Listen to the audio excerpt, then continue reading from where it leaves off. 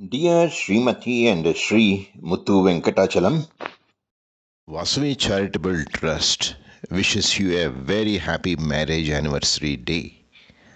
Many happy returns of the day. We pray the Almighty for a lovely, healthy, prosperous, and long married life. May Vasavi Mata shower her choicest blessings on you and on all your family members. God bless you.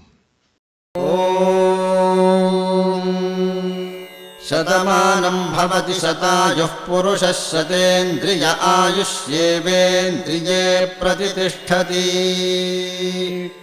शतमानं भवति शतमानकं शतमानं भवति शतायुः शतायुर्भवति शतमानकं शतमानं भवति शतायुः शतमानमिति शतमानम् भवति शतायुः शतायुर्भवति शतायुः पुरुषः शतायुर्भवति शतायुः पुरुषः शतायुः पुरुषः शतायुः शतायुः पुरुषः शतेन्द्रियः